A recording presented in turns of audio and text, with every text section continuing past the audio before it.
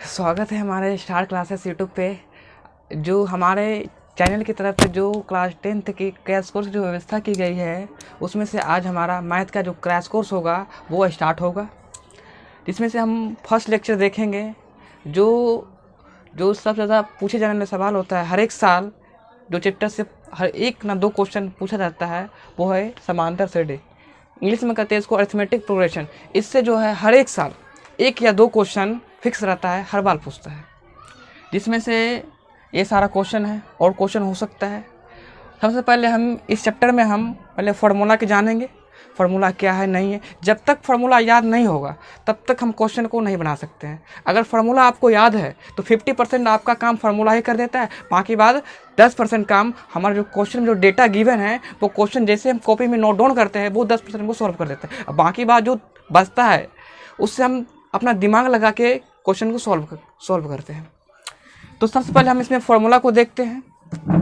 यहाँ पे formula start करते हैं पहले। अब देखो एपी का समान पद, जनरल टर्म ऑफ एपी कहते हैं ए plus D, A plus 2d etcetera, और ये बढ़ते जाता है। जहाँ पे ए क्या है, ए यहाँ पे है फर्स्ट टर्म ऑफ एपी, मतलब एपी का प्रथम पद है, और ए प्लस डी हो गया आपका सेकेंड टर्म, ए प्लस 2d तीसरा टर्म हो गया, ऐसे बढ़ते जाता है।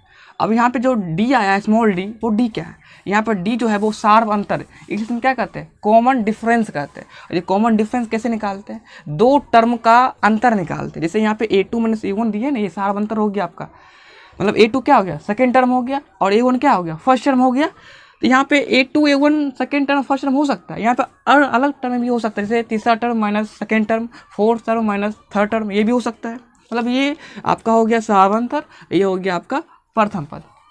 अब नेक्स्ट फार्मूला आता है एपी का एनवा पद, मतलब ये लास्ट टर्म ऑफ एपी, तो इसको हम टी एन से नोट करते हैं या ए एन से नोट करते हैं। और उसका फार्मूला क्या होता है, A plus N minus 1 into D, जहाँ पे एन क्या हो गया, नंबर ऑफ टर्म्स हो गया, मतलब नंबर ऑफ पद, कितना पद है एपी में, ये हो गया। एंड अब नेक्स्ट फार्मूला आता है एपी के एन पदों का योग, मतलब summation of nth part of AP, तो इसे एस एन से नोट करते हैं। और एस एन का जो फार्मूला होता है वो n/2 into 2a plus n minus 1 into D. जैसा कि आपको पता है n क्या है, यहाँ पे n क्या नंबर ऑफ टर्म्स हो गया, a क्या हो गया फर्स्ट टर्म ऑफ एपी हो गया, और ये d क्या हो गया सार्व अंतर हो गया आपका।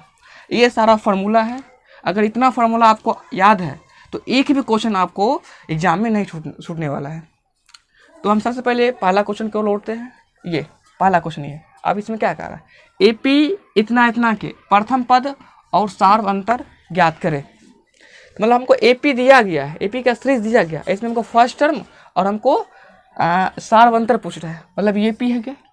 तो एपी हमको सबसे पहले लिखना होगा, जो क्वेश्चन में डेटा जो भी दिया हुआ है उसको सबसे पहले हम नोट डाउन करते हैं कॉपी में। तो एपी दे दिया हमको, क्या दिया है 3, ये दे दिया हमको।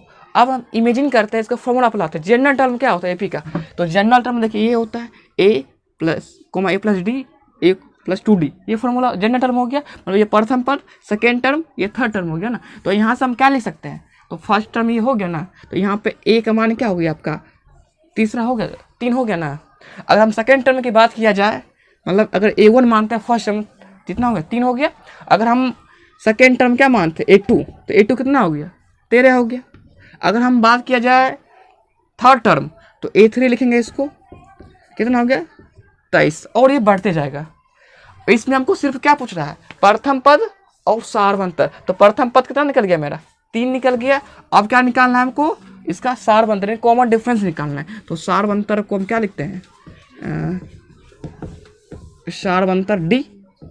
तो डी इक्वल क्या बोले थे हम, second term minus first term. तो सेकेंड टर्म यहाँ पे क्या है a2, तो a2 लिख देते हैं माइनस a1।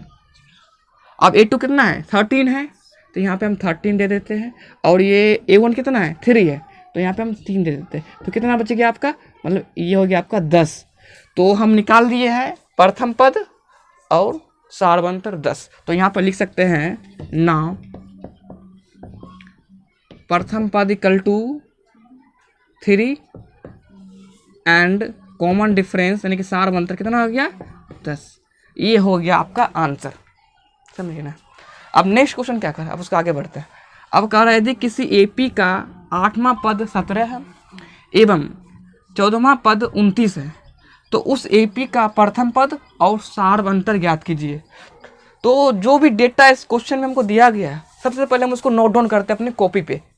तो 8वां पद का रहा है, तो मतलब इसको कैसे लिख सकते हैं, 8वां पद मतलब a + 7d इक्वल टू कितना दिया है, 17 दिया है ना। इसको इक्वेशन क्या मान लेते हैं, इक्वेशन फर्स्ट मान लेते हैं। अब नेक्स्ट क्या है, 14वां पद 29 दिया है, तो मतलब क्या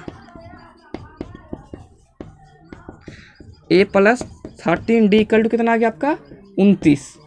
इसको इक्वेशन हम सेकेंड मान लेते हैं। अब हमको निकालने के लिए क्या कह रहा है, AP का प्रथम पद और सारवंतर। तो मतलब हमको क्या A1 को निकालना है व्हाट, एंड इसका सारवंतर D निकालना है, हमको ये निकालना है। तो हमको सबसे पहले माइंड निकालना होगा, ये 2 इक्वेशन आ गया हम, तो 2 इक्वेशन 2 अननोन, तो हम यहाँ से दोनों अननोन को क्या निकाल सकते हैं। तो हम इक्वेशन कहाँ से बढ़ते हैं, from equation second minus first कर देते हैं, यानी इक्वेशन 1 और 2 में हम क्या करते हैं, घटा देते हैं। तो अब देखते हैं यहाँ पे क्या आता है। तो यहाँ पे इक्वेशन क्या है, 2 a + 13d equal to 29 and a + 7d equal to कितना 17। इसमें घटाना होगा माइनस माइनस माइनस, तो ये मेरा कट गया। अब यहाँ कितना बचेगा 3, तो 3 3 6d बच गया आपका। अब यहाँ कितना बचेगा कितना 12 बचेगा ना यहाँ पे 12। तो यहाँ से क्या गुना करते हैं, ये 6 दूनी 12, तो मतलब यहाँ से हम d का मान 2, तो d का मान क्या निकल गया 2। हमें पूछ क्या रहा था, d का मान निकालिए और प्रथम पद, तो d का मान क्या निकाल लिए, सारवंतर में d निकल गया 2 निकल गया। अब नेक्स्ट करते हैं A1 का मान निकालते हैं। अगर हम फ्रॉम इक्वेशन फर्स्ट बढ़ते हैं तो निकाल सकते हैं ना। अब यहाँ से समीकरण 1 से बढ़ते हैं, तो समीकरण 1 में क्या है, a + 7d इक्वल टू 17 है, तो a + 7d इक्वल टू 17। अब यहाँ पे देखो a का मान कितना है, निकालना है हमको प्रथम पद, तो एक a छोड़ देते हैं प्लस। अब यहाँ पे 7 है तो 7, अब क्रॉस d का मान कितना निकाले 2 निकाल रहे हैं, तो यहाँ पर 2 पुट कर देते हैं इक्वल टू कितना हमें 17 है। अब यहाँ से a का मान कितना है, 7 दूनी 14, मजा जाएगा कितना माइनस हो गया 14 आपका, तो a का मान कितना निकल गया हमको 14 3 17, तो a का मान कितना निकल गया 3। तो यहाँ से हमको पूछ क्या रहा था, प्रथम पद और सारवंतर। प्रथम पद कितना निकल गया 3 निकल गया, जिसको हम A1 भी लिख सकते हैं, कोई दिक्कत नहीं है, क्योंकि और टर्म नहीं दिया है इसलिए हम A1 नहीं कि A भी देकर चलेगा। अब सारवंतर क्या कर रहा था 2, तो 2 निकल गया, तो मेरा यही आंसर हो गया, सारवंतर 2 और प्रथम पद 3, ये हो गया। अब नेक्स्ट क्वेश्चन है, थर्ड क्वेश्चन मेरा है, इसमें क्या कह रहा है, किसी AP में 50 पद है जिसका तीसरा और अंतिम पद क्रमशः 12 और 106 है, तो उसका 29वां पद ज्ञात कीजिए। आप सबसे पहले वही जैसे हम करते आ रहे हैं, जो भी डेटा गिवन है क्वेश्चन में उस डेटा को हम क्या करते हैं, कॉपी में नोट डाउन करते हैं, उसके बाद फॉर्मूला यूज करते हैं। तो AP में कितना टर्म है, तो n कितना हो गया आपका 50, नंबर ऑफ टर्म्स को दिखाता है हमको 50, और कहना तीसरा और अंतिम पद कितना है 12, तीसरा टर्म मतलब क्या थर्ड टर्म, तो थर्ड टर्म क्या लिखेंगे, इसको a + 2d लिखेंगे, इसको इक्वल टू कितना दिया हमको 12 दिया है, इसको 12 लिख देते हैं। अब उसके बाद क्या कर रहा है हमको अंतिम पद मतलब an वाला, तो an अंतिम पद कितना दिया हमको, लास्ट टर्म में an लिखते हैं इसको, तो an कितना दिया हमको 106, ये हमको दे दिया। अब इसको हम an को और क्या लिख सकते हैं, तो an को हम ऐसे लिख सकते हैं, इसको a + n-1 into d equal to 106, इसको ऐसे और भी लिख सकते हैं। तो यहाँ पे देखो n पता है कितना हमको है, n का मान 50, वहाँ पुट कर देते हैं, तो a + 50 - 1 into d equal to कितना आ गया आपका 106। इसको हल करते थोड़ा सा और, तो a + कितना आ गया आपका 49d इक्वल टू 106। अगर यदि इसको इक्वेशन फर्स्ट कर दे तो कोई दिक्कत नहीं, इसको इक्वेशन सेकंड कर दे कोई दिक्कत नहीं। ये तो हमको जो क्वेश्चन में गिवन था हम लोग उसको सॉल्व किए, आपको निकालना क्या कहा 29वां पद, मतलब इसको 29वां पद निकालना होगा यहाँ पे, तो मतलब इसको हमको इसको फाइंड करना है हमको। तो इसको कब फाइंड करेंगे, जब हमको d का मान पता है और a का मान पता है। तो यहाँ से हम दोनों इक्वेशन को पहले सॉल्व करते हैं, वहाँ से a और d का मान निकालते हैं, तब ये मेरा 29वां पद निकलेगा। तो इसको क्या करते हैं, इक्वेशन सेकेंड में हम 2 को घटा देते हैं। तो अब क्या करते हैं, समीकरण 2 में 1 को घटा देते हैं, तो समीकरण 2 कितना है a + 49d equal to 106, and ये है मेरा a + 2d इक्वल टू कितना 12, इसमें घटा देते हैं। अभी देखो a कट गया, ये कितना बचेगा यहाँ पे आपका 47d इक्वल टू कितना आ गया आपका 4, यहाँ पे आपका आ गया 9 10 94 आ गया ना। अब यहाँ से हम क्या मान निकालते हैं, डी का मान निकालते हैं। यहाँ पर 2 मरतबा हम कट जाएगा ना, तो यहाँ से क्या डी का मान कितना आ गया आपका 2। तो मेरा सार्व अंतर कितना निकल गया, 2 निकल गया। हमको निकालना है ए का मान। हम किसी इक्वेशन में एक इक्वेशन बढ़ जाते हैं, या फर्स्ट में या सेकेंड में। हम सबसे पहले फर्स्ट में बढ़ते हैं, समीकरण 1 से। समीकरण 1 से तो यहाँ पे क्या कर ए प्लस 2d इक्वल टू 12 दिया है हमको, तो एक मान तो निकालना है हमको। 2 क्रॉस डी का मान कितना दिया हमको, 7 दिया हुआ है, तो यहाँ पर 7 पुट करेंगे इक्वल टू 12। इसको हल करते हैं, ए प्लस 7 दूनी 14 इक्वल टू 12। तो यहाँ से अब ए का मान कितना आएगा, 12 माइनस 14, तो 9। ए का मान कितना निकल गया आपका -2। तो यहाँ से हमने निकाल दिए ए का मान और डी का मान, यानी कि सार्व अंतर और प्रथम पद हमने निकाल दिए। अब हमको पूछ क्या रहा है, 29वां पद पूछ रहा है ना। तो 29वां पद निकालने के लिए तो इसको क्या लिख सकते हैं, 29वां पद को a प्लस 28 डी लिखेंगे ना, लिख सकते हैं। तो a का मान हमको इतना गिवन है और d का मान इतना हम निकाले अभी। तो a का मान हमको -2 प्लस 28 गुना डी का मान कितना 2, तो -2 ऑलरेडी है, प्लस 28 दूनी कितना होता है, 28 दूनी 56 होता है, 56 पुट कर देते हैं। तो यहाँ से सॉल्व करके कितना आएगा, 54 आ गया। तो यहाँ से हम 29वां पद कितना निकल गया,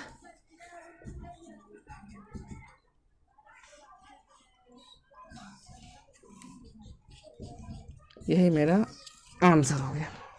तो मतलब इसी टाइम में अगर आप क्वेश्चन कर लेते हैं, भले ही क्वेश्चन में आपका डिजिट को चेंज नहीं कर सकता है, लेकिन क्वेश्चन का पैटर्न सारा चीज़ यही रहेगा। मतलब जैसे यहाँ पे क्वेश्चन का 8 नंबर दे दिया, 17 दे दिया है, यहाँ पे इसके स्थान पर कुछ और हो सकता है। इसमें घबराने की बात नहीं है, प्रोसेस सबका सेम रहेगा, सिर्फ डिजिट चेंज कर है। जो चौथा नंबर है, अब उसको सोल्यूशन देखते हैं। अब इसमें क्या कह रहा है, एपी इतना इतना में 20वां पद ज्ञात कीजिए। जैसे यहाँ पे 20वां टर्म का रहा है, आपको नेक्स्ट क्वेश्चन में 10वां टर्म दे देगा, 5वां टर्म, जो भी टर्म देना है इसी मेथड से आप सॉल्व कर सकते हैं। तो सबसे पहले जो भी हमको दिया क्वेश्चन में उसको हम क्या करते हैं, नोट डाउन करते हैं। एपी हमको ये सीरीज दिया गया है, इसको नोट डाउन पहले कर लेते हैं। एपी 4 9 14 ... 254। अब यहाँ पे 4 क्या है, प्रथम पद है, तो मतलब इसको 4 लिखेंगे, एक मान 4। और डी कॉमन डिफरेंस क्या होता है, A2 माइनस A1। तो मतलब यहाँ पे देखो हम A हो गया इतना, इसको हम A1 ले सकते हैं, मतलब फर्स्ट टर्म। अगर हम A2 की बात किया जाए तो A2 कितना होगा, सेकेंड टर्म कितना होगा मेरा, 9 होगा, तो 9 लिख देते हैं। अब हमको निकालना क्या चीज़ है, 20वां पद निकालना है।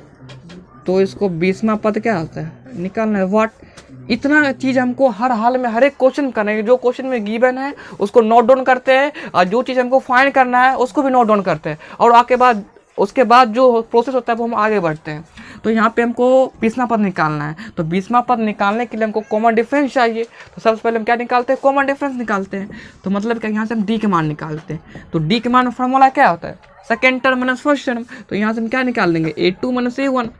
तो यहाँ पे मेरा A2 कितना है, A2 यहाँ पे 9 है, तो 9 पुट कर देते हैं, और A1 कितना है 4 है यहाँ पे, तो 4 पुट कर देते, कितना आ गया 5। तो मेरा यहाँ से क्या आ गया, डी के मान 5 आ गया, और ए के मान ऑलरेडी गिवन है 4। तो यहाँ से हम 20वां पद निकाल लेते हैं ना। 20वां पद क्या होगा, A प्लस 19D, यही ना होगा। अब देखो ए का मान कितना है, यानी कि A1 जो भी हो, इसको A1 भी लिख सकते हैं, चलेगा, क्योंकि हम A1 A2 बढ़ रहे हैं तो A1 लिख सकते हैं वहाँ पे। तो यहाँ पे A1 कितना है, 4 दिया, तो 4 पुट करेंगे, प्लस 19 गुना डी कितना दिया हमको, डी अभी तुरंत निकाल रहे हैं, 5 आया है, यहाँ 5 पुट कर देते हैं, तो ये 4 और 19 पाँचे 95 हो गया। अब इसको कितना करेंगे, तो टोटल कितना आ गया आपका, 95 प्लस 4 कितना हो गया आपका 49। तो यही मेरा फाइनली आंसर हो गया, कितना, सॉरी, ये 95 4 कितना 99 होता है, ये 99 हो गया आपका, यही आ गया। यहाँ पे 20वां टर्म नहीं पूछ के आपको 10वां टर्म, 21वां टर्म, 17वां टर्म, 15वां टर्म ये पूछ सकता है, इसके अलावा कुछ नहीं। या तो आपको पूछ देगा इसमें सार अंतर ज्ञात कीजिए, ये पूछ सकता है। मेरा नेक्स्ट क्वेश्चन है, 5वां क्वेश्चन है, एपी इतना इतना में कौन सा पद -81 है, मतलब मेरा लास्ट टर्म दे दिया गया है और उसमें हमको n का मान पूछ रहा है और ये AP हमको दिया गया है। तो सबसे पहले जो भी डेटा है उस क्वेश्चन हम उसको नोट डाउन करते हैं कहाँ पे, कॉपी पे। तो यहाँ पे क्या 21, 18, 15 डॉट डॉट ये हमको दे दिया गया है। अब इसमें हमको अगर प्रथम पद की बात किया जाए A1 कितना आ गया आपका 21 है, 21। अगर हम सेकेंड टर्म की बात किया जाए तो A2 कितना आ गया आपका 18 और थर्ड टर्म कितना 15। ये आगे बढ़ते जाएगा और हमको क्या दिया है, और ये हमको यहाँ से अगर D के मान निकाल लेते हैं तो D इक्वल टू क्या फार्मूला होता है, second term minus first term. तो क्या यहाँ से हम A2 माइनस A1 निकाल सकते हैं, कितना आ गया आपका 18 माइनस 21 कितना आ गया आपका, यहाँ पे 2 1 -3 आ गया ना, मतलब कॉमन डिफरेंस कितना आ गया -3 का आ गया। अब हमको निकालना है क्या चीज़ है, और क्या चीज़ हमको दिया है, an का मान कितना दिया हमको -81 गिवन है क्वेश्चन में। हमको निकालना क्या चीज़ है, n का मान हमको निकालना ही है। तो हमको अब फॉर्मूला लगाते हैं an का फॉर्मूला, उसमें हमको a + n d फार्मूला होता है। अब देखो आगे बढ़ते हैं ना, यूजिंग द फार्मूला an का क्या होता है a + n - 1 × d, ये फार्मूला होता है। अब an कितना हमको दिया है -81 दिया हुआ, यहाँ पुट कर देते हैं। एंड a इज इक्वल यहाँ पे A1 फर्स्ट टर्म, ऐसे भी लिख सकते हैं इसको। A1 कितना दिया हमको 21 दिया हुआ, प्लस n तो निकालना है -1 × d, और d कितना हमको दिया, कॉमन डिफरेंस यहाँ पर निकाले थे -3, तो यहाँ क्या करते हैं -3 पुट, इसको हम सॉल्व करते हैं। अब इसको -81 21 है प्लस कितना हो गया -3n, ये माइनस माइनस +3, ये -81 इक्वल टू यहाँ कितना आ गया 21 3 24 -3n। अब इसको क्या करते हैं, इसको इधर करते हैं, इसको इधर करते हैं। तो 3n = 24 + 81, इसको ऐड करते हैं, कितना आ गया 4 1 5 8 2 10 105। अब यहाँ से n का मान कितना आ गया 105/3। अब इसको हल करते हैं, कितना आ जाएगा, इसीलिए n का मान कितना आ गया, 4 3 3 9 1 3 5 15, n का मान कितना निकल गया 35। तो हमको यही निकालना था क्वेश्चन में, n का मान 35 आ गया मेरा इतना, मतलब जो मेरा 35वां टर्म है वो कितना है -81 है। तो यहाँ पे लास्ट में नहीं देंगे, इसीलिए 35वां टर्म यानी कि पद बराबर -81, यही मेरा आंसर हो गया n का मान। अब मेरा नेक्स्ट क्वेश्चन है, छठा क्वेश्चन है, AP इतना के प्रथम 22 पदों का योग, ये समेशन आ गया, ऐसा वाला फॉर्मूला आ गया, मतलब AP हमको दिया है, इसमें हमको 22 पदों का योग निकालना है। तो सबसे पहले सॉल्यूशन की ओर बढ़ते हैं, जो भी इसमें डेटा गिवन उसको नोट डाउन करते हैं पहले। तो क्या AP में दिया हमको 8 3 -2, ये डॉट डॉट डॉट है ये, और ये n क्या है, n का मान 22 आ गया, नंबर ऑफ टर्म्स आ गया कितना, n का मान 22 आ गया। अगर ये AP में AP है तो इसमें हम यहाँ पे 8 क्या है प्रथम पद और 3 क्या है सेकेंड टर्म, तो क्या यहाँ से A1 = 8 लिखेंगे, लिख सकते हैं, एंड A2 = कितना 3 लिख सकते हैं ना हम यहाँ से। अब हम यहाँ से D निकाल सकते हैं ना, कॉमन डिफरेंस, तो D कितना निकलेगा A2 - A1, तो A2 कितना है मेरे पास 3 है और A1 कितना है 8 है। अब यहाँ पे घटा देने कितना आ गया आपका -5 आ गया, यानी कि हम यहाँ से कॉमन डिफरेंस भी निकाल दिए हैं, A1 A2 और n सारा इसमें इंक्लूड है। अब हमको निकालना क्या 22 पदों का योग निकालना है, मतलब हमको यहाँ से निकालना है S22 निकालना है, ये हमको निकालना है।